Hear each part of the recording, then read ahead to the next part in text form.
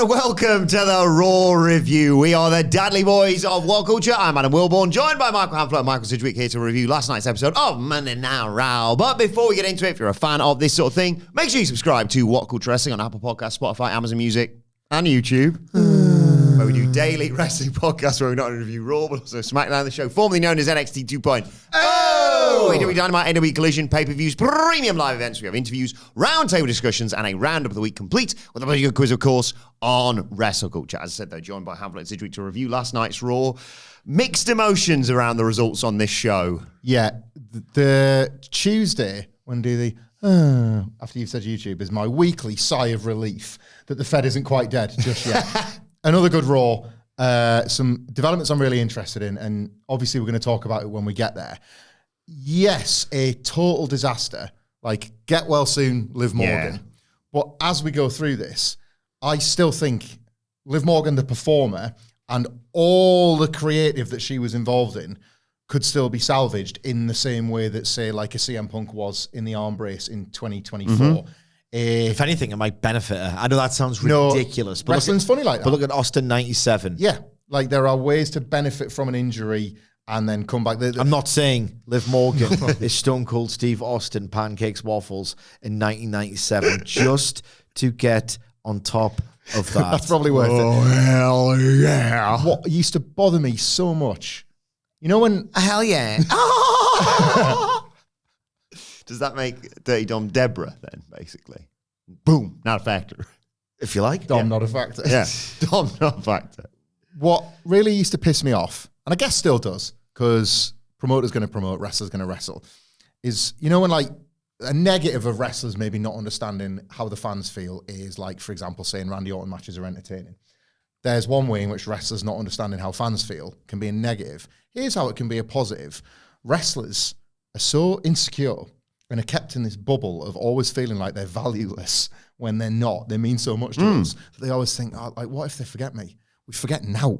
Like, Liv Morgan, whenever she returns, and this could be in 2 weeks with her arm in a sling, this could be in, like, just before Christmas when, like, Dom least expects it. This could be at the Royal Rumble, the perfect time to return, WrestleMania season kicking off. Like, the pop is going to be enormous, and they've already been on a slow stroll to an inevitable Liv Morgan babyface turn because she's got that all-important respect. The relationship with the audience has never been tighter than it is right now. There isn't ever a good time for an athlete to suffer an injury to their body. We are not saying that.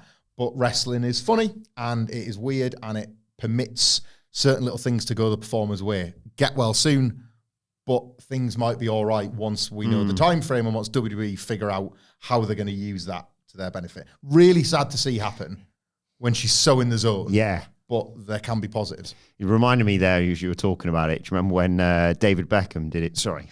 My message. I do apologise. It's an early one. You've got to press the button. We've established you must press it. Because it's a football tangent. Remember when Beckham did his metatarsal before the World Cup and the papers were like printing out, here's what a metatarsal is, by the way, and everyone needs to touch it to wish him well in his recovery so he's back in time for the World Cup. But that's what we're all doing about Liv Morgan's shoulder right now. It'd look a bit weird. It'd be like Jose Lothario giving Shawn Michaels a massage. I don't think she'd want that. No. I think two people would be, too into it. I think the Goon Squad would be out in force. Yeah, we would. If that was offered out. Yeah. The Goonies. Good enough. Never seen the Goonies. The unfortunate thing about X is the Goonies never say die. Never seen it. No, I asked about seeing it, to be honest. I don't like it. He doesn't like it. That's because it goes completely against, because you always said it. My wife absolutely That's on his list of things. He doesn't like stuff going outside. Going outside and having adventures. Yeah, don't like that. Yeah, it made no sense to me. I didn't relate. You have any adventures as a child? No. Not one. Trees make a tree house or anything? No. I must have. I'm not doing a bit. I must have, but none I remember. But we don't do bits. I avoided adventure because I didn't like the idea of it. I don't wish to find trouble or mischief or something dark. dark. You don't play like Knock a Door Run or anything? God, no. That's naughty. I didn't want to get in trouble. I was scared of. To this day, I'm scared of getting in trouble. I don't act in ways that might get me in trouble. Knock a Door Run later? No. Not around here. Especially not around here. Knock a door, get your head kicked in. Sounds great. Something. 2 30-year-olds and a 4-year-old playing Knock a Door Run. You got chinned. Just getting decked. Just coming like, we're the ones with arms and slings and black eyes the next day. What happened to you? Knock it all run. Something dark must have happened to me mentally because, you know, I'm an anxious, neurotic kind of, I've already been places. I like to stay where I am. As a kid, I was always like, I used to get called, it's like one of those things where there's an actual medical diagnosis for this and you might need like therapy or medication. You're a little worrier, Michael. Yeah, no, it's anxiety. It's quite profound and at various stages of my adult life it will prove to be quite debilitating. Yeah, a little worrier. Yeah, no, I think it's more.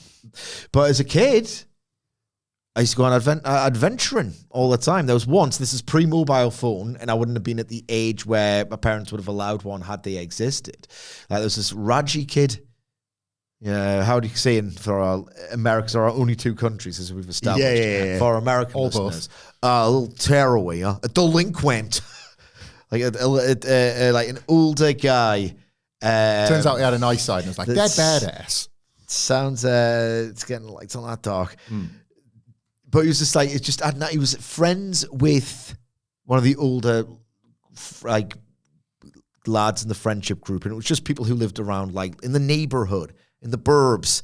And he just was, going on a massive bike ride. Right? Where to? How about 8 miles away on our bikes? And we just went, okay. Because it was like, I think it was like just a thingy after school and it was a summer. And we just didn't tell our parents, just shot off on the bikes to Beamish from Lowfell. To Beamish from Lowfell. I don't know what the mileage is. It's ages Did you think you were in away. Back to the Future when you got there? Because it's like, whoa, it's all the past. It's all the past. And I remember I was like, we were away, it like took us 2 hours there and back. Something like that. So away for 2 hours. And it's like, I got a little bit freaked out and I walked into a pub and I'm like 9-10 years old. And it was like the old phone boxes. And I said, I've got 10 pence. I'm lost. I need to ring my mom. Yeah. And like I rang them and went, what are you doing? And I was magical bait raid. I got bollocked. But that was a sense of adventure. There was a lad where I lived who was like a bit dodgy. I was a bit intimidated by him. But he had Sky. So if you could play your cards right and you could be watch Superstars. You could be around this when Superstars kicked off and it's like, what am I I'm gonna have to play football with this kid that could get us in trouble. But I could watch Superstars. And 1995 was a lean time for tapes. Like no one could be bothered to record. That was it. Like nobody was recording the Fed in 95. Like the Premier League had like locked in. And again, I've told the story before, but like when my dad was getting me those tapes from his like colleagues at the factory, what I didn't realize, and nor did he, otherwise I don't think he'd have asked, was that night, if they were like, I don't know, can you record SummerSlam 95, please, for Michael? That meant their entire Skybox that evening was occupied with SummerSlam 95. Like, we pay 30 quid a month for this in 90s money, and we're taping the Fed for some kid. For some like geek. Yeah.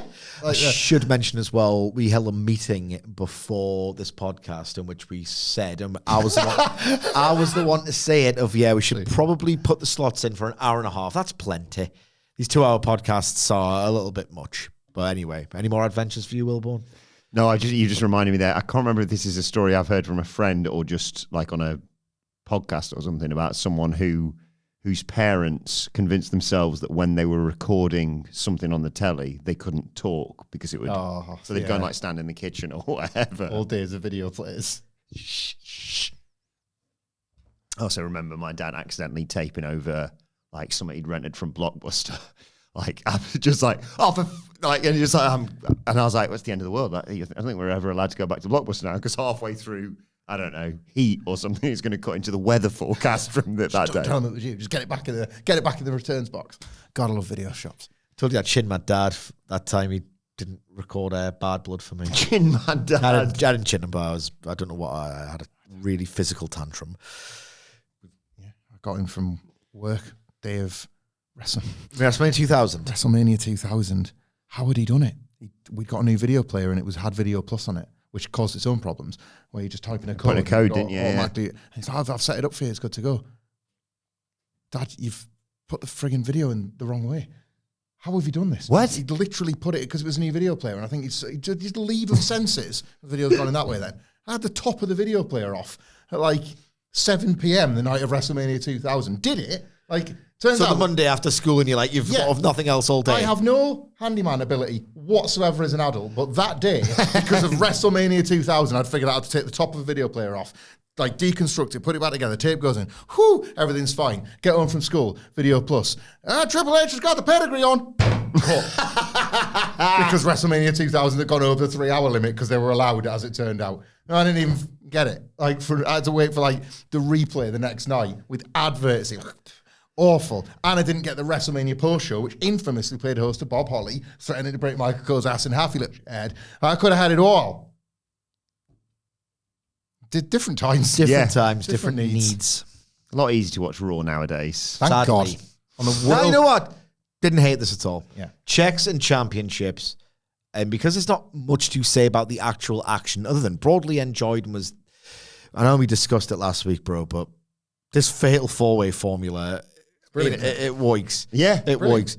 You've got a guaranteed floor of, well, there's not much waiting around and doing the connective tissue that WWE fans. Nobody's telling the story to save their goddamn life. No one's telling the story to save their goddamn life. We've seen all the stories, really, unless you can master it. What we doing here? What's yeah. So you get 2 name stars who could viably, feasibly win. 2 who get a bit of profile and their own stories Maybe can they be team advanced. up. Yeah. In the case of Raquel Rodriguez gets a subplot on the back of a fatal 4-way match and some creative attention. And you got 2 wrestlers who you genuinely, it's a pick 'em. I can see a case for them to win or for the other to win. And then you just get some spots, and that's cool. And live fans like watching spots, and no one in the WWE audience really cares about all those little bits you try and put in between the spots to tell the story because they don't give a toss. You get some at a PLE if you're lucky, if the wrestlers can be arsed. Like, Triple H put Nakamura in the SmackDown main event, you cheeky bastard. And it was all right. Like, the match was good. Like, fatal 4-way stuff, trust me, bro. I'm not one of these, and I know I come across like it at times, but I genuinely don't want to be, nor aspire to be, one of these fans who goes, it's a Fed, it's automatically bad. It's not automatically bad, guys. Sometimes it's so bad or dull and or boring, but I've always got good reasons for that. It's not my fault. I'm just telling you why it's bad or why I feel it's bad. I don't want to say that I'd love it if it failed. It would be funny and it would be deserved, comically. But I don't go, oh, well, that was undeniably quite hot or exciting, but it's bad on principle because it's the Fed. I mean, sometimes, yes. But there's no temptation whatsoever for me to say, triple threats, all right, they're getting a bit boring now. What about fatal 4-ways, you hack bastard? Hang on, what about fatal 4-ways? Yep. They work. You've reminded me there, by the way. Shout out to the lovely Kyle Olsen. Thank you, Kyle, for emailing Kyle me. Olsen. Kyle attended the show last night. Giving Kyle us from Green Bay. a bit of a report. Hanging nude. Small amount of yeeting before the main event tapings. Main event matches was War Raiders versus A-Tay and Dan Ander. Huge We Want Theory chants when Waller was wrestling, and they are still teasing the breakup. I've seen these on Twitter.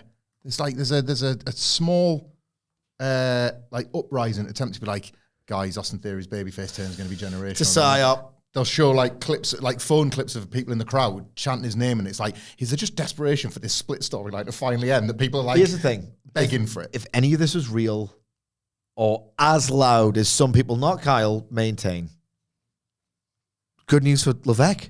Oh, get in. Yeah? Because it must be hard, and evidently, demonstrably, it was this year, to do 2 nights of WrestleMania. Well, guess what? On Sunday this year, you've got your pick. Cody, Punk, Seth. Ugh, not for me, but he's in the mix. Saturday night's WrestleMania main event is obviously, don't be stupid. Everyone knows this. Everyone says this. It's babyface Austin Theory versus the heel Karrion Krossh. Because if all this is as true as everyone says, SummerSlam's taken care of. well, I don't think about SummerSlam, buddy. We're going to the big show. We're going all the way at the top. If this is all completely real, yeah, It's me, it's Jacob. Austin Theory versus Karrion Krossh. Don't laugh at me. Why was I looking at Jacob and Bron Breakker? Why was I stupid enough and naive enough to think about those two? Out of the way, you. Kyle also says Karrion Krossh got a huge pop when he defeated Cruz del Toro. Huge. I will say, this crowd was pretty rocking. Yeah. This was a good crowd. Especially because apparently they couldn't hear some of the backstage segments. It was fixed the Karrion Krossh bit, which is the most important thing. Oh, hang on. Audio problems for the Fed. Can we be a little bit Audio consistent? Problems. Is it like, I don't want to get anybody worried here. Like, where's Dynamite this week? I know we would normally say it's Dynamite free. I'm asking for a purpose because, like... It's in Arena Mexico, buddy. Of course it's... oh, God. Like a sick Green Bay was a hot crowd for a lot of it. Oh, my God. AEW's going to outdraw... Dynamite's going to outdraw Raw. Oh. There's 6,000 people. Never... Kyle, I'm glad you had a great time, Kyle. I'm glad you had it. No, I'm glad you had a great time, Kyle. I'll get to it by the end of it. Until this boom ends, I don't want WWE to run you down. I'm sorry. I don't think Why not? It was really loud and made for an engaging show. 10 and above standards. So you would rather have 10,000 plus people who don't necessarily like professional wrestling, nor even sports entertainment, because they are very, very quiet. They aren't going to church. I mean, to you they are because you're a loser. But you're not going to shoot church. You're going to WWE Don't TV denigrate tapings. I don't appreciate you denigrating my faith. You'd rather have fewer people making more noise. You'd rather have more people making less noise than fewer people making more noise. I want more people making more noise on a Wednesday. I want more people, full stop, on a Monday and a Friday, please. But you'd rather... Why do you not want them to go back to Green Bay even though they were loud and very enthused, and it even made my mood uplifted about the show? 6,000 people is a narrative and optics defeat. Well, don't care what people think. I can't see the... You should. It's so you know this. Yeah, I'm being silly. Really. It's liberating. I want it to... I don't want to be reminded that the blooms have the ruse. Saw a clip of Austin coming out on a Raw in 2005, and it was like... Are we going to make this hour and a half, Nicholas, today? Absolutely not, but I'll just stop recording. Yeah. And it was like lean times to the Fed, 2005, there they are in Broome County, and my Fed brain went, Broome County. I know where it is. Go on then. Only because I've literally just written about it. Okay. Broome County had big Brett Shawn stuff. What happened on the Raw? You're right from the era. It's a big one. Maybe the biggest. Transcendent Raw. Broome County, was it the wheelchair super kick? No, it was the secret meeting. Yes, but on screen it was Brett's injured. They work the street fight and Austin attacks him in the ambulance. Aye. Pillman comes back at the end. But at Broome County, that's when Brett and Shawn have the chat before the show. Yeah. And Brett has this moment of reflection. It's in April because they've had the couple of weeks where they've had the back-to-back. I think it's maybe like 2 weeks after the Mark Man. Then the figure 4 leg lock and thing. And started getting a bit like that because Vince has come up with this idea of like, maybe if you go out and shoot on each other, it'll solve all the problems. Yeah. Aye. That's the one. Is that the one where Brett says to Shawn, can we shoot at this in the bud now before it goes out of control? What the hell was that shoot interview about? And Shawn's like, you said my knee injury wasn't real, and that really pissed me off, and that's why I said it. And then Brett has the knee injury of his own. He's like, you know what? I hit it effectively against Austin last night. Maybe you're just good at hiding it, and that's what we do for a living, right? Should we just agree to work professionally? Are we friends now? Yeah. No. It's so nasty how the whole point of all of it, it's just Shawn and Hunter realize this is getting a bit cool. He's a stammering geek who's in the way. Out of the way, yo. Yeah, that's all it was. And like Austin's rise is inexorable, so the only chance Shawn's got cutting that off at the pass is maybe trying to slot his crap mate in instead. Yeah. They don't see the Rock coming. Yeah. So like they're just thinking, I need to put a thumb on that bald head before it makes $1 gazillion and takes my spot. Yeah. Hunter, you on this? Yeah. Fight it with Brett? Yeah. I got it, Shawn. You ain't got nothing, Paul. Anything you like, Shawn. Swear to God, my hands are clean. More from Kyle. I haven't got to the opening segment yet. Yeah. Sorry, Kyle. Unsurprising report that we'll get to on AJ and JD McDonagh, by the way. And Kyle also writes, Bayley's music sucks even more in person. Oh, God. Concern for Liv. Thank you for that, Kyle. Most people stayed after the show for a Cody promo where he gave away 2 weight belts. Biggest pops in order: Rhea, Cody, Jay, Goldberg, Jay winning, spoilers, and Sheamus beating Bronson's chest. Biggest boos in order: Dom and Gunther. Most shirts that Kyle saw was for Jey Uso, followed by Roman Reigns, Cody Rhodes, and John Cena. And Kyle concludes by writing, instead of being bored on my couch, I paid $100 to be bored in an uncomfortable arena seat. But considering the last Raw I attended live was bookended by McIntyre, Lashley, and Corbin, and I saw Dean Ambrose get a shot in his ass, I had an okay time at this show. Oh, God, 2019. Bring Dean those Ambrose days getting back. a shot on his ass. Bring those God. days back. I miss laughing at it instead of being. I'm like you, Kyle, a little bit bored by this. I did think this show was, checks and championships, stakes, unpredictability, Champagne wishes and caviar dreams. Indeed, all of that. I actually had an okay time with this because there is more of a sporting focus and it's not as crushingly predictable. And Seth Rollins' Who's only right there profile for 2 has minutes. been minimized drastically over the last fortnight. And I'm not doing a bit here because we do not do bits here. Nope. That has drastically changed my perception of these shoes. But I'll tell you what, Kyle, if you're bored at Raw and you've been bored 6 years apart, there's another wrestling promotion that's worth watching. It's called TNA. All Elite Wrestling. Shut your mouth, bro. Tricking name, more like.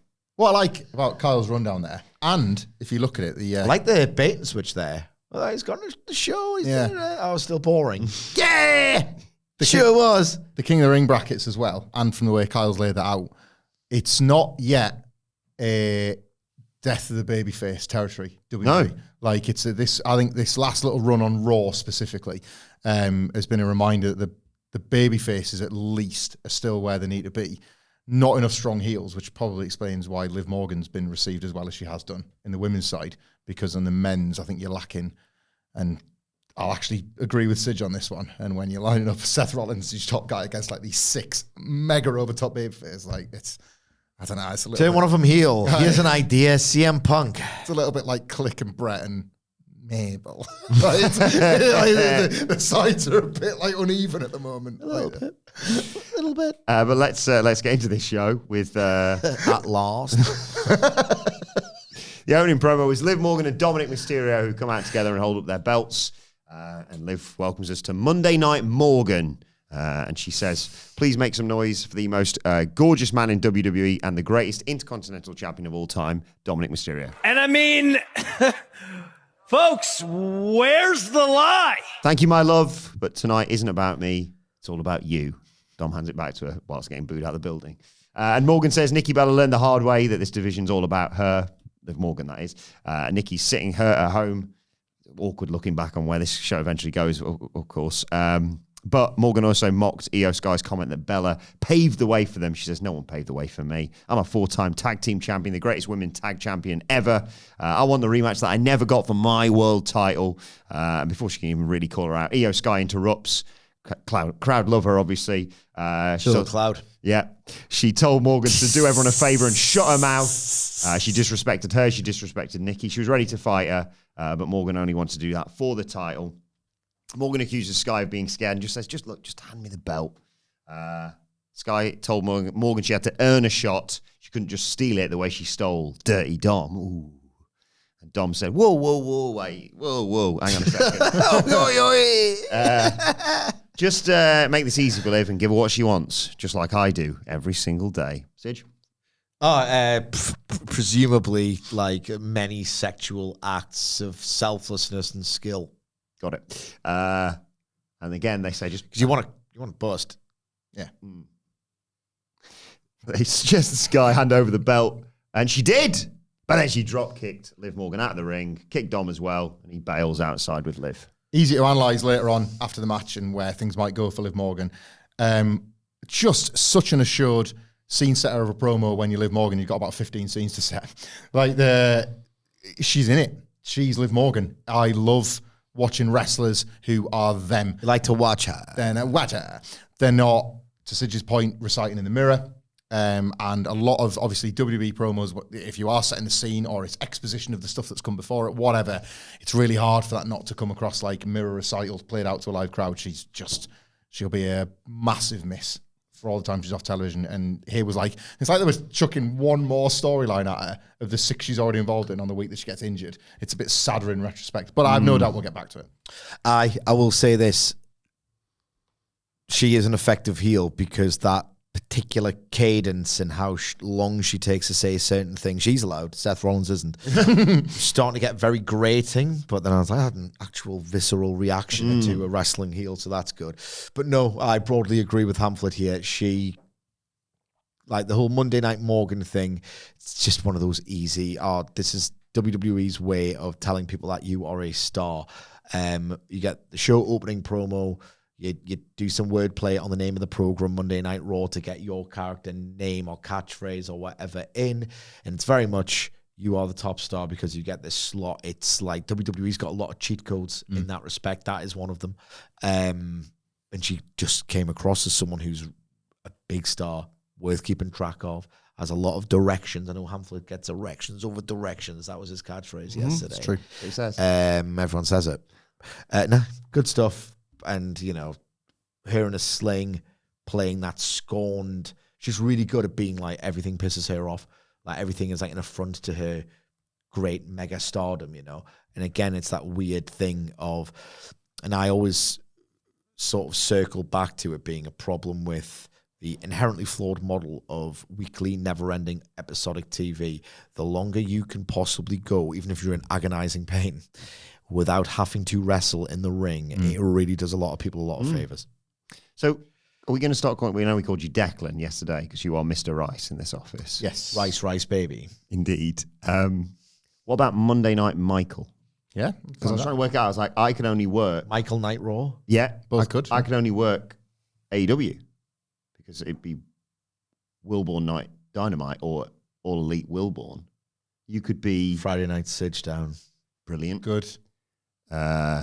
Or Sidgwick. Sidgwick's night main event. Yep. That's good. Nicholas. Oh, Friday Nicholas SmackDown. Total Nicholas action.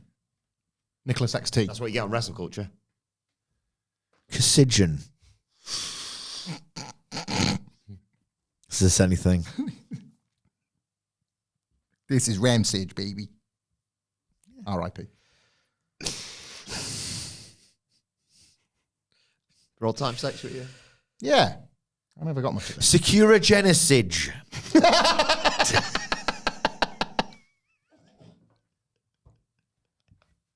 So Sorry, because that's going to get us demonetized, isn't it? So I'll do this is Rampage, baby. This is Rampage. I forgot what it was. The other one was the Call Me Maybe. No, I thought I was meant to say Sidge Page. I don't know what we're doing ever. I never know, man. I never know. That's good. It's pot me that.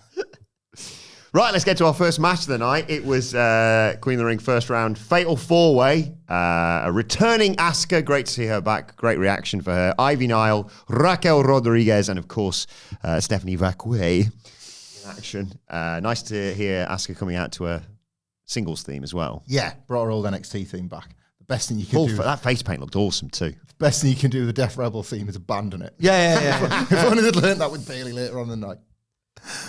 They're always just like Nikki Cross trying to put the 24/7 champion, just missing the bin occasionally. I was watching a Sami Zayn match from 2021 the other day, and they would start when he was a heel. Oh, yeah. Oh, and then it would just cut into this like dun, dun, dun, dun, dun, dun. It's like, God. Sounds and he was still getting it over because he was coming out dancing to it. He'd gotten over Sami Zayn dances when he was Shinsuke Nakamura's manager, of course. Of course. And he's just like, God, one of the best modern WWE themes ever, Sami Zayn's.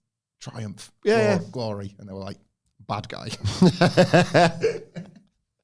There's an early sort of tease of Vaquer and Asuka going at it, but Rodriguez gets involved, power bombs Asuka into Vaquer and Nile to take us to a break. When we come back, Stephanie's running wild.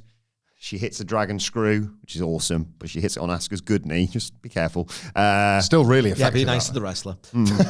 Still very effective, that. People, in a way that I wouldn't have expected, to Sidge's point about how they relate to matches, picked it up. Like, the body part on the wrestler that's been out for ages injured, and she's doing that. Like that. You can feel it in the building. Vaquer sets up Ivy Nile for the Devil's Kiss. Raquel breaks it up, picks her up for an electric chair, actually. Learning from Dirty Dom, clearly. Steph sends her over the top rope, though. and they end up on the apron, and eventually Vaquer hits her with a devil's kiss on the apron. Oh my God. Vaquer What if I said wasn't that good a move? I just nutted. Vaquer blocked an Asuka log. And this is you and Booker T. I said this the other week. Did you notice the crowds have just started counting? Yeah. Stop people like you, mate. So get away from this. Crowds count now. This main roster thing has been good.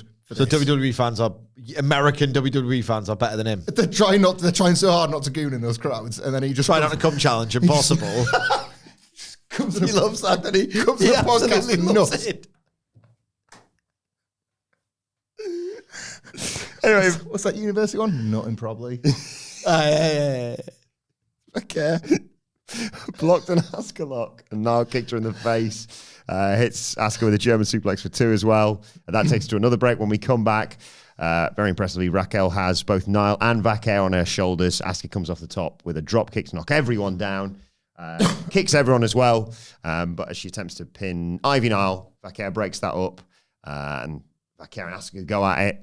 Asuka no-sells some of the strikes, so Vaquer just headbutts her and hits her with a vertical suplex. A facebuster in there as well. Nile breaks up the cover. Nile hits Asuka with a Uranage, but Vaquer breaks up the cover. Rodriguez comes in, hits a Tejana bomb on Stephanie Vaquer. Looks like she might have the match won, but she's pulled out of the ring. Turnabout's fair play. Revenge for last week. Rhea Ripley yanks Rodriguez out of the ring and hits her with a riptide on the floor, chucks her back in, and Asuka hits the running hip attack on Raquel to get the 1-2-3 and qualify for the semi-finals, where she will face Alexa Bliss. Former tag team champions, of course, together. Yeah. Another thing about this King and Queen of the Ring booking, a TV match can be perfect without being 5 stars, and that's how I would describe this. Yeah, perfect for what it was. Yeah, like the interactions, like the little pockets of action between like Raquel Rodriguez and Stephanie Vaquer, which allows Raquel Rodriguez to get over. Stephanie Vaquer has become such a massive star that her hitting the Tejana bomb on Stephanie Vaquer leaves this idea that when them two have this singles match that you might want to watch one day, she might have her number. And that's how you use Stephanie Vaquer's overness without actually beating her. Similarly, her and Asuka felt immediately like a dream match where you were getting a glimpse of it but not getting given it. So there's this massive singles match. Again, probably like a bit of a passing of the torch, like the point at which Asuka's at, which, by the way, this match obscured. She's effectively reaching like legend status, Asuka, but they can hide that in something like a 4-way and be like, Asuka's back, and she's an immediate threat. Great promo afterwards as well. Fire and still inside. Yeah, the presentation of her as this, you probably should have worried about me, when in reality we kind of know she's going to be start to join the horsewomen as the sort of the generation that are gradually starting to move on. Really inspired use of her. Ivy Nile, realistically like a Nakamura, like an Andrade, like there to create a bit of movement ultimately, but doing so nonetheless and getting way more of an opportunity to shine than she would do in, like, say, a bland singles match where she's there to lose. You get the Rhea Ripley Raquel Rodriguez exchange, which plays into the continually interesting Judgment Day, of which Raquel had a big week this week. I thought she was asked to do a bit of background acting that I thought like helped her character stand up for the first time. Loved it. Just loved it. Like, don't feel like, as somebody that like is now kind of actively monitoring Stephanie Vaquer's route to the WrestleMania women's title match. That's where we're at. Yeah. This was like a step in the right direction, even though she wasn't winning. I thought this was a lot of fun. Again, like I've basically covered my thoughts on the format. I didn't reinvent no wheels, but like Vaquer, where are my manners? Vaquer and Asuka. I got it wrong all the way through that, Rick, sorry. Everything that they did was pitched perfectly, exactly the way they should have gone. They're the 2 biggest stars. You can't really predict who's going to win at this point. Have them come together early. It's the most basic wrestling trick in the book of like, in this sort of context anyway, of like, well, they're going to interact deeper in the match and it's going to mean something more. And they do the tease early, so you want to see it. Like, some people don't like ASMR, so skip ahead 10 seconds. This is just like really good empty calories. Nom nom nom nom nom nom nom nom nom nom nom nom nom. Nom nom nom nom nom nom nom nom nom nom nom nom nom nom. Sidge, man, Wilbourn told us this morning that like Eric was up in the middle of the night. That's the sort of stuff that would put him to sleep. Yeah. Good stuff. And I had a really good time with this. And I thought in terms of action, work, result in doubt, I had loads more fun with this than the main event, actually. Like, it just lean, empty calories, like, you can't blame Levesque for stumbling upon a formula that it just works. Yep. It does. Yeah. It just works. Need we say more? Need we see more? I mean, it just genuinely didn't outstay its welcome, was dramatic for as long as it went. The level of work, the level of star power, the lack of boredom. I just had a really good time with this. Stakes as well. Like these brackets. Yeah, exactly. Yeah. Stakes. Semi-finals are super interesting. Unpredictable stakes. Matters for SummerSlam, which is a bigger show even than it was last year. Should do a fatal 4-way. Pay-per-view. No. Never again. Where was it last? It was NXT preview. We ran through it last week. Yeah. 4 fatal 4-ways, the winner of which advanced to another fatal 4-way. In fact, should we just... Yes, it's a bold... Just give up doing singles matches. Maybe at WrestleMania, treat yourself. I was just going to say, be careful, because you don't want to set him off on this. When people can be his agenda this year. When people can told it didn't work, but when people, the wrestlers who can be entrusted to do it. Otherwise, the ironic thing is that for all the talk of storytelling, and they don't like spot fests and all the rest of it, WWE audiences go crazy for this exact lack of fatal raw way. Build, struggle, storytelling, grappling, all this stuff that they don't give a toss about, even though they claim to care about long, slow burn, proper wrestling matches and not spot fests. WWE should just exclusively trade and multi-man fair. Go on, go for it. we get a Gunther Jey Uso video package because Gunther's up next. But before that, we got to go to the clubhouse. And Liv comes in and is like, Raquel's got like an ice pack on her head. Liv's like, come on, let's go talk strategy before my match with Kairi. And understandably, Raquel's like, I literally just had a match, just got hit with a riptide on the outside and then Asuka's hip attack finish thing. And I haven't been cleared by medical because I've just wrestled. Liv's like, fine, I'll do it by myself. And storms out. Meanwhile, JD McDonagh wants to know why he's having a match with AJ Styles. So do I, to be honest. When he's supposed to get a shot at the tag team titles. Remember them? AJ Styles has been breathing down Dom's neck, so he wanted JD to take him out. And Finn's like, yeah, and I'll be right out there with you, JD, to watch your back. And Dom's like, well, about that, you were kind of supposed to take care of AJ Styles 2 weeks ago, and you failed. It didn't happen. So I think you should stay here and hold down the fort. Finn like gets right up in his face. Oh, it's a great idea. And actually, at the same time, I think you should have JD's back out there. And so they leave, and Finn spins around. His face is always a picture in these segments. Hey, Raquel. Don't worry about what Liv was saying before. I think you're doing a great job. Keep it up. And speaking of great, here's Roxanne Perez. And he wants to have a quiet word with her because he's got an idea. It's brilliant. And I even acknowledge that in being an idiot plot. I will give such a benefit of doubt every week. It's an idiot plot. I love it in spite of that. They have now they add a little bit of something else every single week, right? And that's why I think I love this so much, because I feel, we were talking about this with Dynamite recently, for the longest time now, AEW has not felt week to week, and what a difference that has made. This doesn't feel week to week. They might now have to tweak that a little bit, depending on Liv Morgan being present or not, or whatever. But you just sense that each week, every little minor development, like, feeds into the next one. They've very carefully built Finn's rabble-rousing, causing dissension between Liv and Raquel, to now they're able to cause it by themselves. Weeks and weeks ago, nothing would have come between them. But because Finn's drove that wedge, now that Raquel very reasonably says, I'm not clear. Liv's like, you've been disappointing me a lot lately, and this is the last thing I needed. They've arrived at that dissension on their own terms. This is the one thing we didn't want to happen. It's all of Finn's doing. Yeah. Similarly, Dominic Mysterio in this, this like him and Liv's potential quiet exit from the group or babyface turn or wherever that was going, has now been empowered to be like, well, wait a second, actually, Finn. So while it remains an idiot plot, the idiots are becoming sentient. Like, he's able to go, why would I actually listen to you if you really think about it? Like, Finn has been the puppet master of all of these things, but because they've all played out in a certain order, the characters are now able to make their own choice within the story, and I am loving watching it happen. The possibility of following Liv Morgan's injury if they have to pivot. And I would be sad if they did. But the possibility of Finn being like, I cannot believe my luck. This is exactly what happened to Rhea Ripley, and look how that turned out for me. Now Liv's out the picture. I can expedite my Roxanne plan. They've done such a good job of establishing that all these pieces are in place that they could pivot and it could still work. Yeah. I like Raquel Rodriguez. Just the little facials of her, they've had in for months now of her being like, I don't think Liv and Dom are right. I don't think Finn's right. Even she's looking upon this and going, she looked genuinely happy that someone was being nice to her. Yeah, kind of seeing this as right, I know you're the arsehole in all of this, but it's about time that somebody looked out for me too. I've changed my mind from our booking on the news. I now want, because I suggested on the news, Sidge, that it's not, you're never going to say something like blessing in disguise, but in making it work, you could have, if let's say Liv's out, worst case scenario, I think they said 16 weeks, which would be terrible, wouldn't want that. And they do go down the route of she's just disappeared. She's got to stay home for this injury, whether in reality or not. And yeah, you sort of see a similar copy to what happened when Liv snaked in when Rhea wasn't there, with Roxanne, first coming in and being like, don't give up the titles, don't give up the tag titles because you can't defend them. We'll just do the Freebird rule and I'll step in.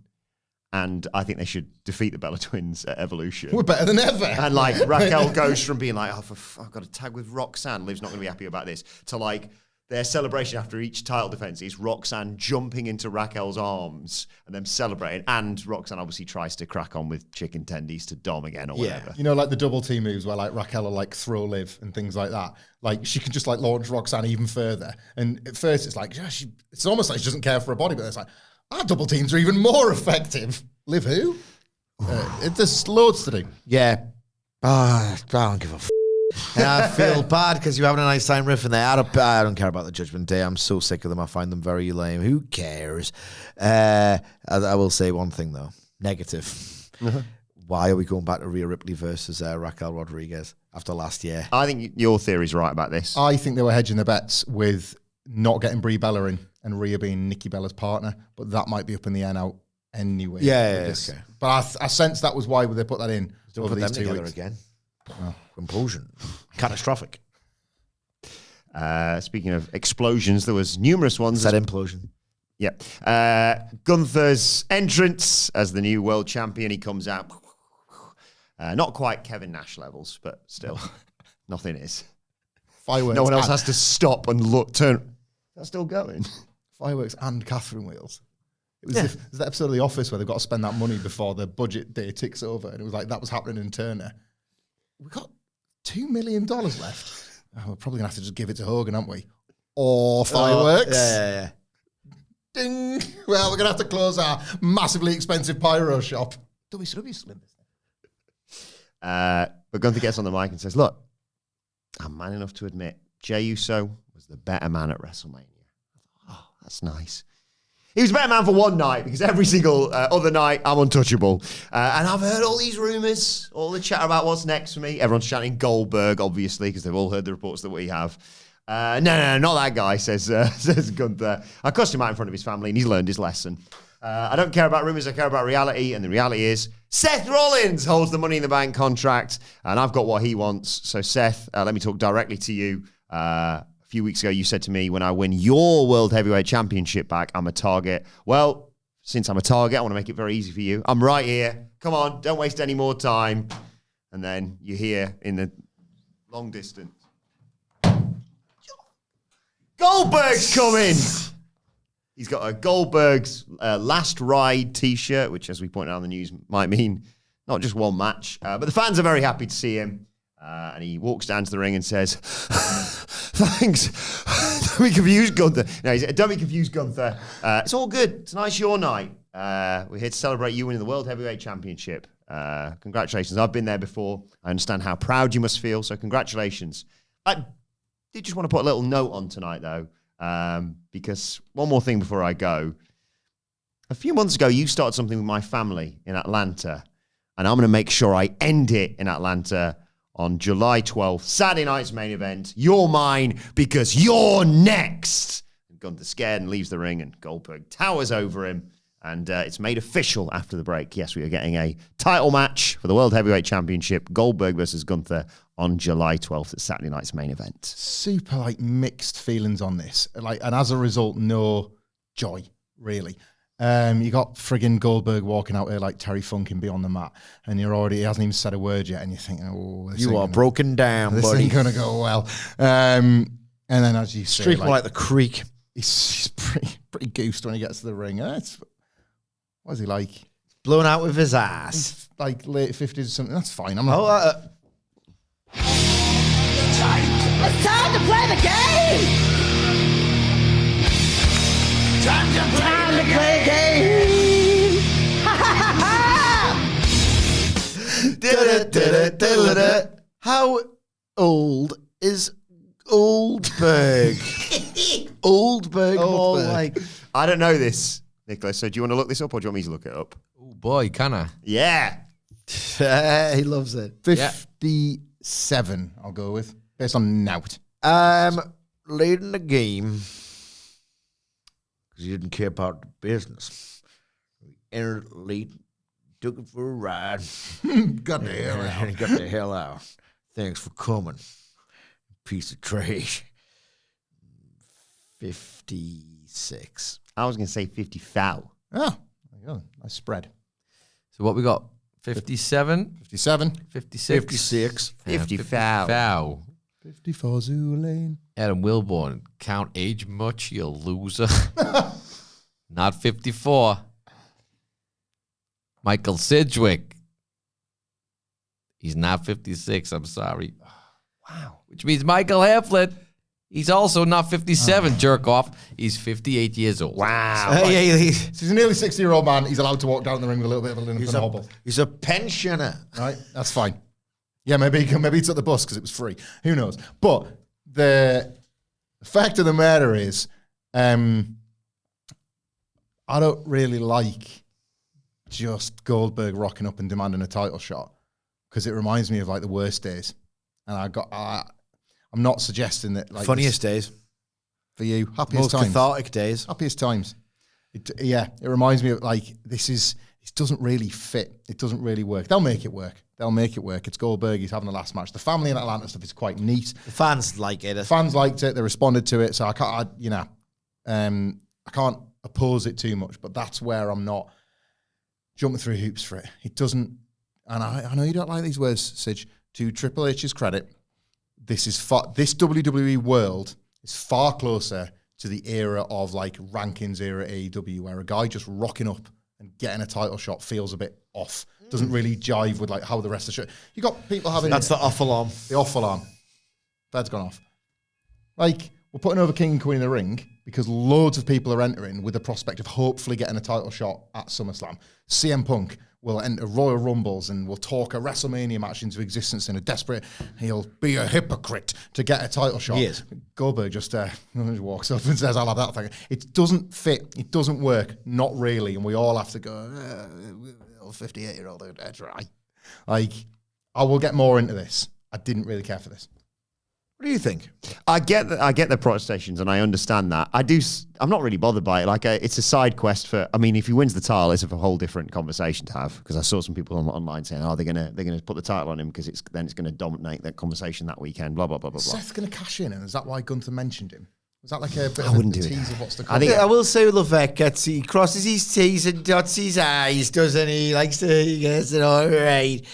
God, he's such a boring Neat and tidy, unlike Tony. Yeah, That's he's neat and tidier than ever. That's all triple. That's all triple. That's Chad's bedroom's the tidiest bedroom in the whole house. Yeah, I will say though, Big house. yeah, is that it's very much he does get it, Levesque, to the strictest letter of the law. He gets the idea of how should that character be thinking? What should they be thinking about? What concerns them? How do they move forward? How do we tell a story? Like Gunther would say that under Levesque, irrespective of whether there is actually going to be any payoff. What do you think? And I'll get to what I think. Yeah, I was going to say I'd rather he come out, and I'm not a fan of it as you say, but I'd rather he do this than win a qualifier that also featured Punk, Cody Rhodes, or people like I'd that. be lucky to have one match. Yeah. But on the caveat that they have the best match that he can possibly have with Gunther. And obviously also on the caveat that Gunther beats up his son.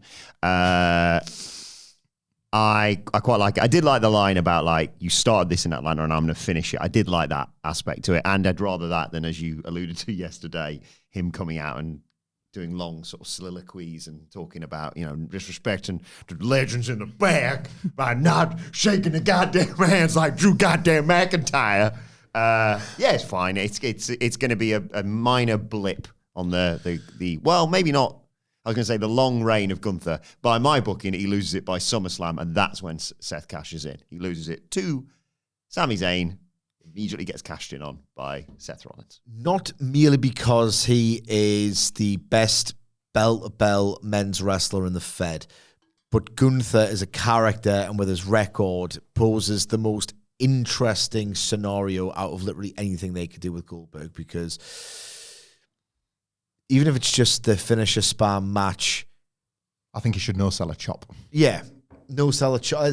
Like there's a version several years ago or through the use of time travel where Gunther versus Goldberg kicks all kinds of ass. And when that bell rings, that phone will be down and I'll be tempted to look at it. It's that kind of spectacle appeal. There's a little bit of a freak show. Could this be depressing? Could this be a shambolic failure element as well? But if he can dig back some of that courage he had in his prime, then Goldberg, if he can over-deliver in the spot, I want to look at that, because it's not just Gunther being a great belt-to-belt wrestler, but it's like he can't just self-and out. You know what I mean? Yeah. It's like it's an interesting structural challenge for how they approach it. And I think they would be faithful to Gunther's character. He wouldn't just be a guy who has to sell and trade moves. I think that this could be somewhat interesting. It'll be a fun spectacle, like you say. I mean, like in terms of the conversation of how good a match it's going to be. I mean, all it's going up against that weekend is, Omega Okada, Mercedes Moné versus Tony Storm. It's a good bit of counter-programming in this It's the same day. I keep forgetting. It's all in Sunday or Saturday. All in daytime, correct? Saturday night's main event, nighttime. So this has got to follow Omega Okada. And the great American Bay. So it's one of those where... And God bless the United States. If you don't give a toss about optics and you just want to present something different, like... Even All In, as great as it looks so far, might have that element that almost every single AEW pay-per-view does of, I'm ready for the main event now. Yeah. Counter-programming it with this specific match, which will feel quite refreshing and the very best version of it's quite dynamic and contrast, isn't too stupid. Saturday night's main event ratings have not been great as well, and Goldberg's... The last one was. Was it? Yeah, the last one was really good. Because Goldberg was like an old money numbers guy, wasn't it? Yeah. People remember the Monday Night Wars and Goldberg being this guy. I know, he did great business in the returns. And last SNME did I didn't really know well. that, yeah. But all that being said, it's me. I'm not going to be too positive about things. I find this version of Goldberg icky. I loved 1998 Goldberg. 1997, 1998 Goldberg. The guy was, 1998, let's be real. I love Bobby Heenan loving Goldberg. Yeah. On that like, time. even he irresistible. Like, even he gets it. Like, loved that character. Still go back and watch the La Parka squash, the Raven match. Like, unbelievable intensity. I don't want to do a retrospective of Goldberg's career, but I got Goldberg, where some people were affronted by Goldberg. And I'm a Brett guy as well. He was a awesome force of nature. There's something about Goldberg's specific, like, is cadence the right word? I never know, man. But his vibe and his cadence, and that gives me the ick these days. I totally agree. There's something. Yeah. There's like a growl behind every one of his words, and I don't think he means it. Yeah, he doesn't mean it. GUNTHER. I used to, like, Goldberg was one of the most fiercely believable dudes ever in wrestling. I no longer believe him. The growl, and I hate wordplay, idiots, but the growl and the scowl and that entitlement of just like, it's his God-given right to have title matches, and I sound like a forum dweller from 2016. I apologize. But there's something about him selling the idea that he's this ageless hard man. Like, I got it with Sting in AEW. I'm not getting it with Goldberg in WWE, because WWE won't book around a Goldberg. They try with a 3-minute, 4-minute finisher spam, but you can't even do that anymore. There's something about him pretending to be hard, so hard that he can get what he wants when he wants to do it. Him just being the vengeful, I'm going to kill you guy when he's blown out of his arse on his entrance. I mean, it's just fake crap. I understand half the Goldberg appeal in some circles is that contrarian, he sucks now, but he's Goldberg and I like him because I liked him at the time. I find that trend really irritating on Twitter, quite frankly. So, he gives me the ick. It's a TLDR, gives me the ick. Quick game. Since his return in 2016, he's had 12 matches. Can you name me all of the non-title matches he's been involved in? Which Get the bingo button ready. 1, 2, 3.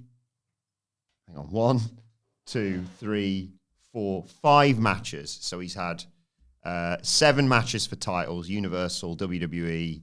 Yeah, Universal and WWE. The non-titles. I want the non-title matches. Wait a second. Okay, ready. Brock Lesnar. Bingo!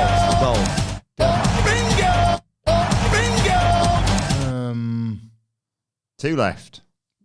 Did he have one against Bobby Lashley that wasn't for a belt? Bingo! 1 left. 2 left. 2 left now. 2 left? Hang on, what did you say? Bobby Lashley. Bobby Lashley. Brock. Dolph. Dead man. Dead man. One more. Not including, he was in a Rumble, wasn't he? That was a 27 great Rumble, 2017, that one. Set up a bunch of stuff and you didn't know how all the stuff was going to be bad. Roman Undertaker, cool. Yeah, he faced Brock when he returned. Then he was in the 2017 Royal Rumble. Goldberg, Kevin Owens at Fastlane. Goldberg, Brock Lesnar at WrestleMania 33. Super Showdown against the Dead Man. SummerSlam, Dolph Ziggler. Fiend, Super Showdown 2020. Strowman. 2021, we talked about it yesterday. What, Goldberg in 2021? Drew. Correct. Rumble. And then, Lashley. Lashley beat up his kid, didn't he? That was in Allegiant Stadium as well. SummerSlam. SummerSlam 2021. Crown Jewel 2021 against Bobby Lashley. Massive disappointments, those matches. Yeah. And then, I'm going to kill you. I'm going to literally end your life. Yeah. What the hell was that? I think it's about this, like... 3 years since he's had a match. It was I know, like... Roman Elimination Chamber 2022. Time and preservation of legends and all that sort of stuff. I always know that these examples are not exactly like for like. But the exact Goldberg you're talking about, we're just shy of 30 years on. Yeah. Like, you cannot do this story in this way in any other generation. You can't go back to, like, you know, when Vince hasn't got any heels for Austin in 1998. You can't get a heel from like 1968. I know. Well, this is who's going to take on the Texas Rattlesnake, your top star world champion. Yeah. And it's like, well, we've dusted somebody off. Like Sammartino wants to get a Bill Longson. Bill Longson and the Sheik. Just it doesn't track in any other era. Back on Monday Night Raw. Freddie Blassie's like steps out of the chair. I'll take you, Austin. Stu? Yeah. You want me to get you the big rhino? No, we want you. I'll stretch him. I'll tell you, Stu, Brett said you're a hyena. I eat hyenas for breakfast. Literally. We got some circling hard house. I love Stu Hart. He's our man. He's our new mate. Kid kills. I tell you what, I'll set the bear on him. You like that, A Brett? bit of the Riz as well. Traumatic enough for you? Give me... The rule is I can't do Stu Hart, so I just do Jerry Sag. Yeah, Stu Hart, the nasty boy. I've got third nasty boy, Stu Hart. you young guy. Give me your arm a second. Okay, Stu, here you go. Here I am, consenting to this hold. That was pretty stupid, wasn't it? Yeah, Stu's really hard. When I permitted him to put me in this hold, he put me in this hold. Hey, you're the big fellas are the hardest of all. Bruce, get the recording, get the tapes playing, Bruce. Okay, Dad. AJ Styles versus JD McDonagh. We're going to get a bit of a report on what was going on in and around. You don't dress the wounds and dog There's loads of it all over here. Set a plate out for honey, staying for dinner. He can eat it through a straw. You know what's your favorite? Corned beef sandwiches. Homemade for years.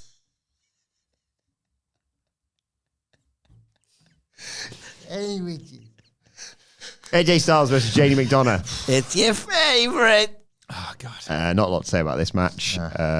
Need a bit of a report from Michael Sidgwick, in fact, at some point. Corroborated by Kyle. Dom was out there, as we mentioned. He helped McDonagh get a rope break on a calf crusher from Styles. After that, Styles chased, it's quite funny, this chased Dom around the ring, and then when they got to the timekeeper's area, McDonagh flew in to take out AJ Styles to take us to a break. When we come back, Styles is in control. Get my phone out for a thing, my report. I'm bringing up my report. Okay. McDonagh, though, cut him off with a headbutt and a brain buster for 2. Yeah, think of a headbutt from JD McDonagh. Styles knocked McDonagh off the ropes. Do you think JD McDonagh makes Like a sense? cannonball. Do you think JD McDonagh makes sense to AJ Styles because his head's flat with corners rather than round? Yes. He got distracted by Dom, though, and McDonagh tried to use the distraction, but Styles hit him with a Styles Clash for the 1-2-3. Dom tried to attack Styles after the match, but Styles beat him up and stole his belt. And the match got confirmed for Night of Champions, I should mention, later on in the show. Actually, no, I'll get to that because I want to talk about that properly.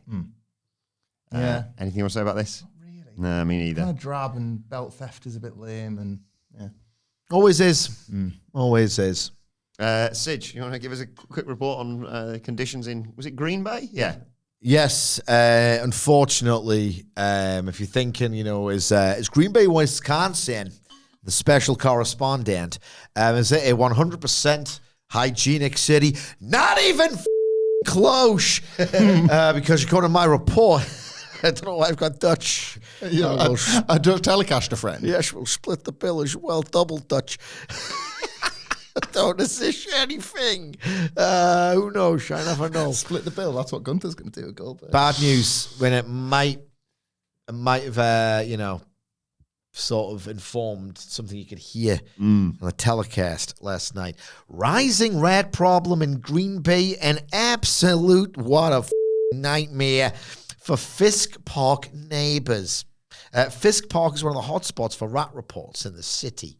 At least 129 rats have been reported in Green Bay since the start of this year. It's a story that your special correspondent has been following since I first learned about the surge. The reported rise in rats is changing the way some people live. One woman told us her own backyard creeps her out. Sad news, but that's why you could hear one of them piss on Canton during AJ Styles versus JD McDonagh. Following this, Who's at 11? we see Maxine Dupri and Natalya giving Sheamus words of encouragement, so no wonder he lost. They want him to take care of Rusev. Akira Tozawa says, kick his ass. That's my great-granddaughter you're talking about. Sucks, Stu. No, to be fair, No, you'll stretch it. Stu will stretch you if you keep up with that. To be absolutely fair to you this time, what a group of losers they look, by the way. I was like, I'm not like the biggest Sheamus guy. I like it when they're doing an IC story with him.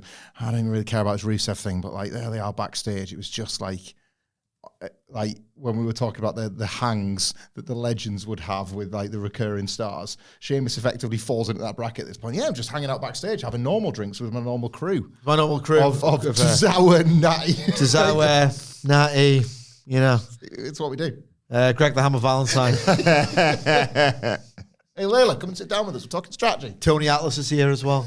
I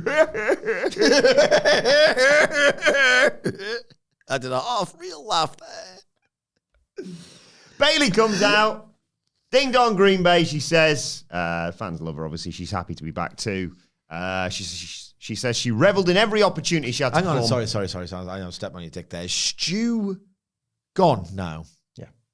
Should we invite him back to give like just a wider appraisal of NXT, just to see what he thinks of most of it? Could do. Yeah, we'll get him back at some point. Maybe even today. Maybe.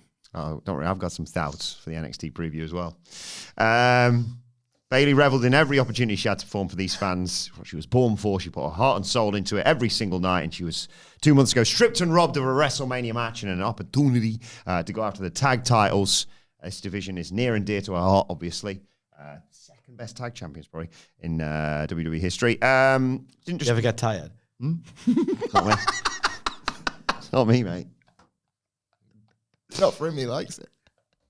They might be coming back. Through the back door. That's the old. You got to allow that one. I know you're not best pleased. No, I get it. The TNA door is open for anybody, apparently. Your standards are non-existent.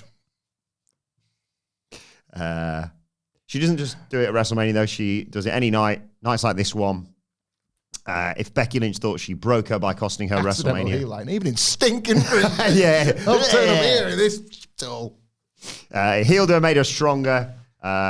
Bayley said Lynch is always 2 steps ahead, which isn't quite The Rock or John Cena, who's 1,000 steps ahead, of course. Or Jalistico. he's 1,005. All these wrestlers are so far in front you can barely see them.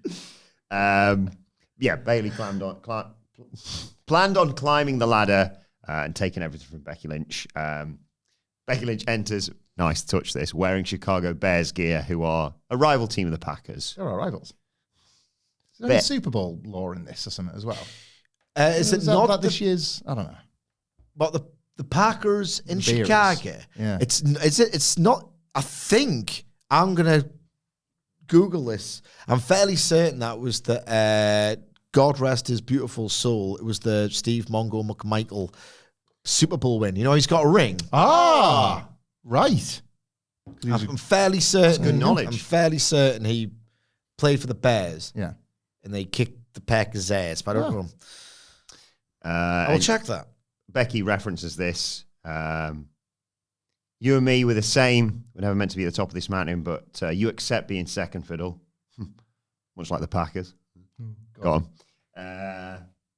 You would rather have your little group of friends than your legacy. But I would prefer to have my legacy. And Bayley fires back saying she's built her own legacy. She's a future Hall of Famer. That's why she didn't mind bringing others in the locker room along with her. Lynch said she used to fight for the people, but they stopped fighting for her, so she stopped fighting for them. Also, the fans stopped fighting for Bayley because no one gave a damn when Not Bayley. the Packers. It was the the New England Patriots. Nobody gave a damn about Bayley when Lynch replaced her at WrestleMania. Bayley fired back, calling Becky an insecure idiot. She was so worried about how the fans would react to her return. She took out Bayley so it could be a big surprise. Did the same thing to Lyra Valkyria, obviously, on the Raw after WrestleMania. Bayley wondered if Lynch had forgotten what it was like to fight for opportunities. If her head was too far up her ass. Becky Lynch smiled and she said, no, I don't remember what it was like. Do you remember what gold feels like? Bayley challenged her to a match. Lynch was okay with that, but not in stinking Green Bay. And not for the title. Lynch Bayley was like, actually, I agree. Yeah, Lynch said, see you in Columbus. And Bayley went, good call. Tried a cheap shot. Bayley knocks her down and Lynch scarpers out of there. Yeah, if you've been paying attention, this is the stuff they've been quite quietly and subtly for WWE building this entire time. And this is very much just for anybody that hasn't picked up the beats in the background. We're going to bring them all the way at the foreground. And you get any match next week, which you didn't expect. So quite like this. I liked it more. Like it was fine. The interplay was fine between the two of them. I liked it more for the Lyra element. Yeah. So I mentioned that. I'll mention that now. And I didn't expect that as well. That was quite nice. Bayley, following all this, was in the back. God, I'm really sorry about this. The Raw GM was at the night off. Postman Pierce wasn't there. SmackDown GM was there, but I've forgotten his name. Who was this guy? It's Nick Aldis. Thank you. Thanks, Sidge. He's jumping on Fridays and Mondays because this gets us every time. No. I don't want to ever do that. Watch enough of this Watch enough of this slop as it is. Thank you. I see you agree. No, I just thank you for not swearing.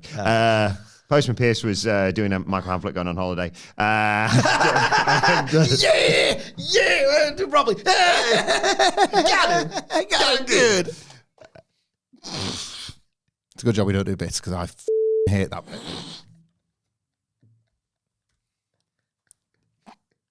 The IC title match for Styles and Dom at night. Champions confirmed. And then Bayley got the match with Becky Lynch for next week. And then Valkyria approached her, and Bayley apologized for ghosting her, basically. It sounded like not returning texts, not returning her calls. But Valkyria was annoyed but understood that she was doing what was best for her. But Valkyria said, I'm going to do what's best for me too. I'm still fighting for this title a little bit with WWE because that would have been something that you could have gotten away with neglecting. This idea that, like, yes, Bayley was attacked, and it's all been this Becky Lynch plan that's worked a treat right down to ultimately getting the IC title off of Lyra. And then Bayley coming back, conveniently, when the IC title is suddenly available to her as well. They absolutely could have just gotten away with Lyra Valkyria being like, oh, well, and I guess when it's my turn again, and good luck, Bayley. Well, I was hoping to get my rematch, to be honest. I did drop Becky Lynch at the idea that she's a little bit pissed off that, like, Bayley's return now of all times. I think I was doing some great work. When the belt is available. And, yeah, fair enough. I got Becky Lynch because I needed a partner at 24 hours notice. That's not on Lyra Valkyria. You could have let us know, like, that you were all right. Really pleased you're back. But that's some nice, like, background character detail that I didn't expect them to visit. So they're kind of keeping Lyra in the mix in a way that is logical and interesting. So all of this, good. Lyra has a sort of bird's eye view of this title match, would you say? Oh, yeah. I would now. I tell you what, I was very dim on the prospect of this match and the idea of these two interacting and the idea of just Bayley Brackett's general on yesterday's preview. I thought she was very good. Very, very good in the segment last night. And yeah, it's that weird Becky Lynch thing of totally solid, well thought out, effective stuff that on the night usually, or in fact almost invariably results in a very, very well worked professional wrestling match between two pros. Becky Lynch no longer excites me, but she is absolutely incredibly, I would say at this point, almost profoundly important to women's wrestling in WWE. So, yeah, I mean, she's amazing. Considering like how far back they go in the lore of the Horsewomen, it's a proper lean in. Right, what have you got next week? Isn't it Becky and Bayley? Yeah. It's like, what can this be like? The match of the night on a Raw. Yeah, that shouldn't be that high a ceiling, but it feels like it is. Yeah, have they got it? Like, This was when we got the very unfortunate Kairi Sane Liv Morgan match. Not really a lot to say about this. We talked about this moment we came in this morning about. It's always the innocuous ones, isn't it? It's not like I couldn't believe it. I a kept ladder rewinding match it, and there was or- nothing to rewind. Yeah, it was a trip basically, wasn't it? every wrestler would put their hands down the Total. exact same way, and then her shoulder just goes like that. Get well soon. We've anything more you want to say about this? We've kind of discussed a lot. Of Yeah. Let's wrap it up. I did like Kairi Sane filling for time in the ad break by like just running around in the ring and rolling all over the place because It's like the the second, commentators being like, "Oh, what the hell do we do now?" second time in a month that Kairi Sane's been out there for somebody suffering like a Oh God, yeah. match ending. It well, not match ending, but you know, like Zoe Stark's thing, and now Liv Morgan's. It's not ideal, is it? No. Like bad luck. What imagine what Paul Heyman would have done with that in 1995, 1996. Yeah, Kairi the crippler. Yeah. You don't Kairi the killer. You don't want to wrestle her. Like shit. She's-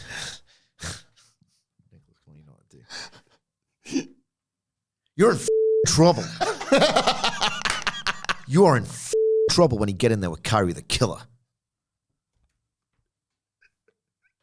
That's what she would say.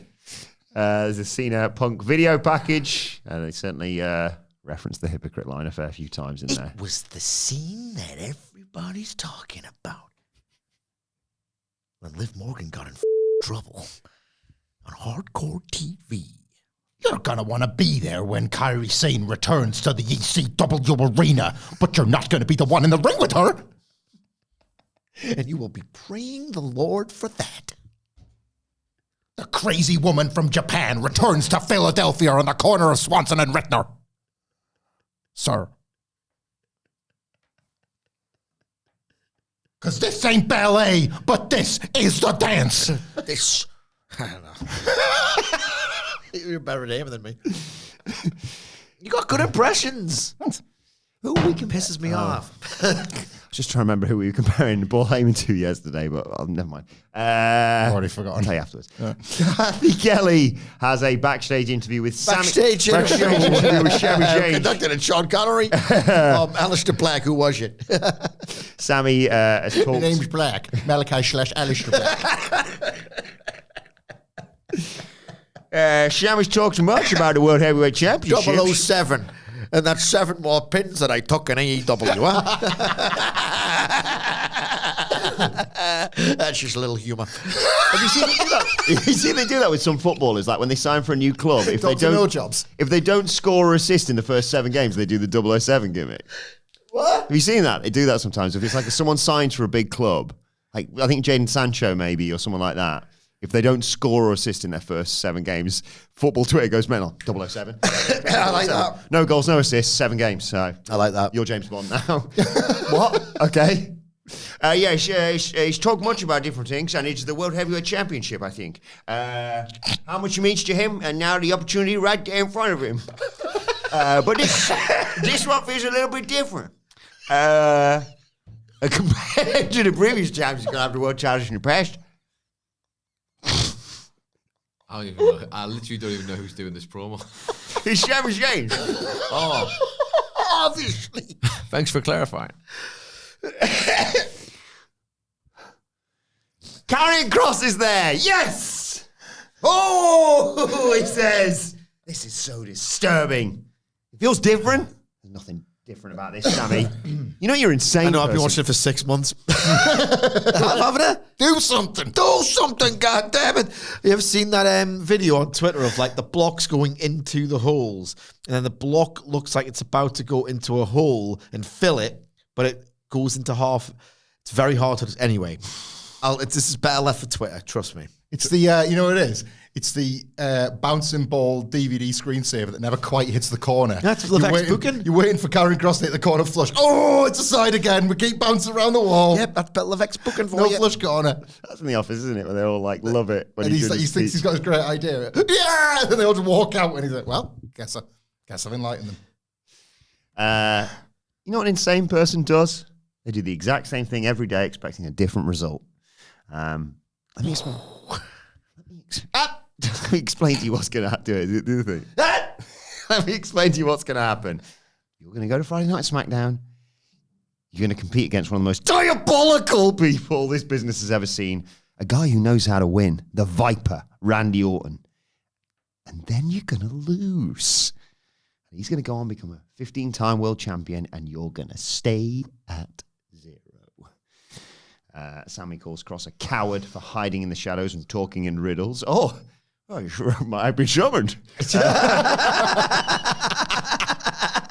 There's a connecting tissue here somewhere.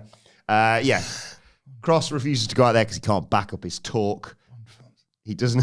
I was thinking of this. A view to a kill the territory. Yes, I like that.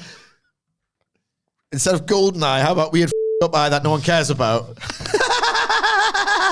Starring Malachi Black. Very good.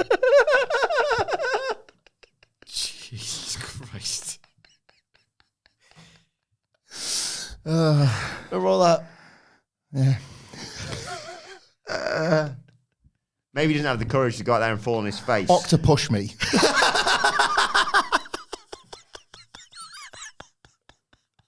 Anything?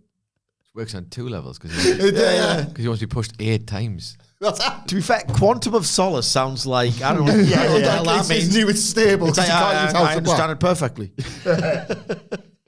Initial tag team I got with Andrade, Quantum of Solace. We're going to win the tag team belts. That's what I came back for. Yeah, and everyone knows what that means.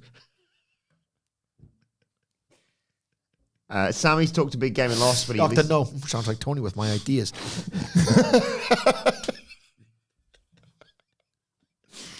Sammy's talked a big game and lost, but at least he had the courage to get back on his feet. He's done listening to Krossh, says Sami. His sole focus is the King of the Ring. But he's From the Netherlands with apathy. he's going to make a promise. It's Malachi Black's AEW run. He's going to make a promise to Krossh. Once King of the Ring's over, he's going to Postman Pierce's office, and they're going to have this match. And Krossh just smiles and says, "It's about time." This Final Four in the King of the Ring, Sage is going to Google Bond movies. now. Yeah. This King of the Ring Final Four is awesome. It is amazing. It's so good. I think you and I are in polar opposition for what we want, what we think is Yeah. going to be the final, and I think that's great. Yeah. I'd be happy with either. You want, well, you think. I think it's Cody and Randy in the final. I think do you think it's probably Cody. At least, I think you're half right there. But if it's Sami versus Jay, It's The best booking in WWE this year, I think. You couldn't be in Goldfinger because he didn't love the gold that much because he doesn't really get that. It's all about titles in wrestling, so that one's off the list. Tomorrow's Push always dies. I can never summon Bond films that quick because I don't really like them. Does that have to go on the weird list or not? You only job twice? Nice. That's good. I think Booker who loved me, Levesque, unlike Tony Khan. It's all good stuff. But yeah, so unpredictable. License to politic. Yeah, instead of license to kill. No time to job. So.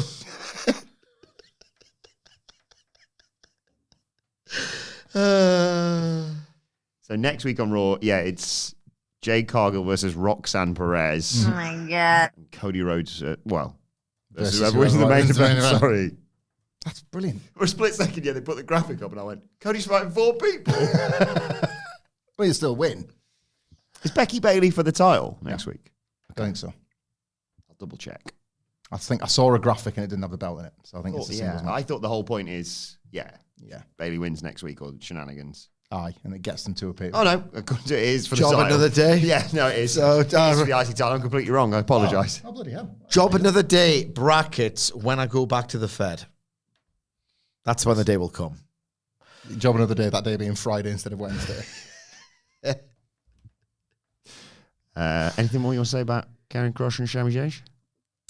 I just love that he's King of the Ring semi-finals. They're fantastic. What are the finals again? So Cody and Jay. Cody and Jay. Well, Cody and the winner of this main event we're about to get to, yeah. Sami Zayn and Randy Orton. You've already said at the start of the program. Yeah. Multiple finals. Loads of implications. Whoever wins and loses. Alexa Bliss, Asuka. Alexa Bliss and Asuka and Jade Cargill and Roxanne Perez. I can't wait to watch that match. What's that? What the hell does that? What does that look like? But the men's bracket in terms of the booking either way. We were just saying, I think it's a Cody Randy final. Wilbourn's leaning towards Jay and Sammy. Both those are awesome. Yeah. And whoever loses along the way, if it's a mix of the both, really good stuff. Best book WWE this year, I think. That's all good stuff, this. Karrion's just waiting. Just biding his time. He'll get his match. He'll get his Sami Zayn match out of this some way. He's not going to get any match. He's not going to get the Sami Zayn match, you stupid slut. He's not going to get any match. Never the point. It's supposed to lead to a match. He just moves on his travels. Yeah. Going to turn somebody else heel next. Beat Cruz del Toro on main event. On to Kyle. So, is that anything? So, not really. Not really, it isn't. Main event time. That's a bit. Five-star review. I think people like the noise, so I do like to just do the noise at random, nonsensical Do the moments. noise, Sid. I like Matt Reigns' compilation of all the noise. Yeah. Here's another one. Was this anything? Usually is. Jey Uso versus Rusev versus Sheamus versus Bronson Reed.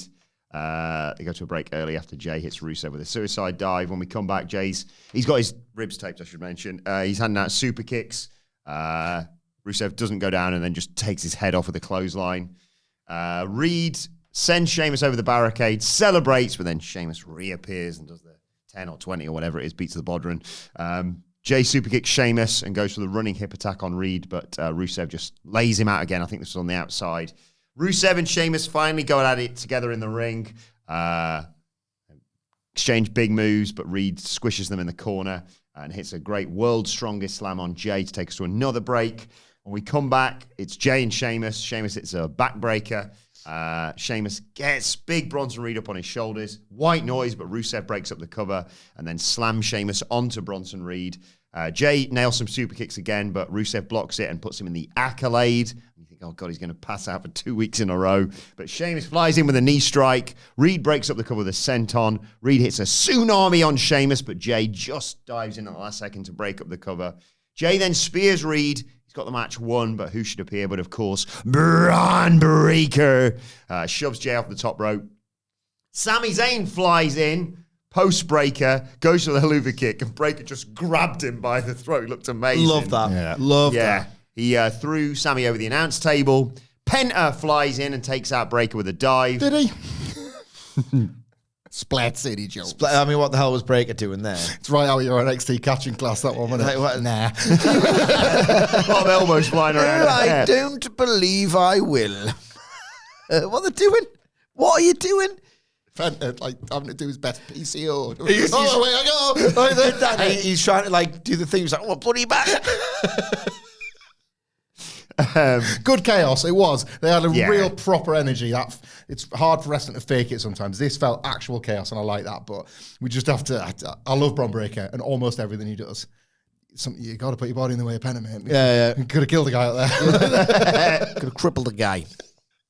But yeah, we were all waiting for what came next because Reed hits Jay with a DVD, but then L.A. Knight shows up to shove Reed off the top. Jay spears Reed, consecutive Uso splashes. 1, 2, 3. Jay advances, as we mentioned, to face Cody Rhodes on Raw next week in the semifinals. Seth Rollins shows up to come and take care of Jay here, but just he's about to get in the ring and getting all his outfit off and what have you. Cody Rhodes' music hits and he gets a huge pop, runs down to just stare down Rollins, who decides against what he was planning to do and backs off. And then there's a nice moment between Cody and Jay as they face off. They face off with a sort of knowledge of, we're friends, but we're going to have to fight each other next week to close out this show. Thank God for the transfer window. Because otherwise half of these guys wouldn't be able to It's really helped SmackDown of late as well, isn't it? Like the little transfer window screen. Hot stuff, all of this. The action didn't quite match the women's in terms of the bell to bell, but I cannot fault them. Like Triple H's patience pisses a lot of people off. I know this, I accept this, right? Boring. Some fans just aren't patient and can't enjoy long-term slow build storytelling, and that is fine. However, because they don't really do this much anymore, this kind of attitude era adjacent finish, it's a bit of a bolt out of the blue when it occurs. Like, I wouldn't want this every week, to be totally honest, right? I think there was a magic to a certain version of it in 2023, but that was just because you had a really strong line of heels in the Judgment Day, and they would just sort of rotate the Raw baby faces. It was rare, if ever, that they actually crossed the streams brand-wise. The one time was the Judgment Day Bloodline mix-up ahead of War Games, I think it was. Like this, they're kind of just taking the piss. It's like, we've got all the wrestlers. It is a cheat code. You keep hitting themes. You keep sending people out. You keep sort of building the pops. But they built them correctly, and they built them in service of the match. And it didn't feel like Jey Uso was getting this banana skin win, even though he was working hurt, and even though Bronson Reed was the one getting beat. You almost hid that in and amongst all the other sort of action that was going on around them. And the Cody and Seth relationship, I think, remains fascinating. Like, they are very, like Seth whispered in his ear a couple of weeks ago, they're very quietly building something. I still think it might be Seth gets the belt, not the world title. And they've got one eye on Cody and Seth for the WWE Championship. I really think they might be moving towards that. And then, the Cody and JTs. I cannot wait for the match. These two have this real... Cody won't say this, but he could imply it. Everything you have, Jey Uso, is because of me. Because I was the only guy. I was the only one, and it took my goodness to get you here. Like, if they even want to just tease that to build a little bit of tension, or they have a heel say it, get a heel to say it, get Seth to say it, you know? Karrion Krossh. Oh, yeah. Oh my God. Because that match is Monday, isn't it? Yes. So they could build that on SmackDown with a heel that just sort of, Build it on the show. yeah. Like, Don't forget later on. remember you fighting Cody, like, you I kind of assume that main event's next week. Yeah, probably. I love it. I didn't like this as much as the women's 4-way, because I just, as soon as they announced Jay, I'm like, well, that's your finish. So I couldn't really get into it on that empty calories basis. I did like the Rusev Sheamus interactions in this match. It really felt like Rusev's got a good actor's face. Like, he does. He can do the bits between the moves genuinely really well. And I'd forgotten that because I've been so profoundly bored by the way he gans on for the past, 2 or 3 years it's been at this point. So I was done. Can't be arsed with you. You're not that good to be this mercurial, you know? And I was like, you actually are really good at this, and I forgot. So I did like that. You know when, like, one thing just ruins it for you? Not you like it. But for me, when it's like, I get the ick a lot recently. Just across various parts of my life. Got the ick during this match, where the one thing where it's like, God, that one thing you've done, it doesn't matter how nice everything else is. I'm done with this. Right. For context, even if you haven't seen the program, you'll have seen memes. You'll know about it, surely. Curb Your Enthusiasm follows the adventures or misadventures of Seinfeld co-creator Larry David, a curmudgeon with a keen sense of etiquette and how he should go on, and bumbling his way through life and pissing people off and developing scenarios where life would be a lot easier for him if he didn't do these things that he does, but he feels like he has to do it. I love it. It's great. It's a seminal sitcom already, okay? I can't even remember the episode, but he does the thing, and he's like, usually he hates it when this happens, but he's a hypocrite, and that's where part of the comedy comes from. When everyone does this, it's a very well-observed bit of comedy, where someone's like, hey, Lair, and they're like walking towards him and as he's in a lift, and he's like, come on, you're too far away. I shouldn't be asked to hold the door open. And he goes, with his finger, like as if to say, I'm pretending to make the effort because really you're at fault in this social interaction, which is always a battle, and I agree. It is. It's like, you're too far away to be asking me to do this for you. I've got places to be. I'm going to feign. I am going somewhere with this, by the way. Yeah. I'm going to feign holding the door open. He didn't make it in time. Bronson Reed sells like that. Bronson Reed's weird movements. When he's like, watch him. Watch him take like the ring steps for his spot, right? When you do the spot, when you take the ring steps, when you see him like, because I know he can't fall down so easily because you're a big giant, pal. He's a flopper. The ring steps. So when he's about to like take the last bump before he falls on his front to like take the Uso splash, he flops about. I find him comedic. Like, remember that time when he was. This is before the goated. He's good with plunder and shortcuts, but in the ring, I really don't think he's very good at all, Bronson Reed. I think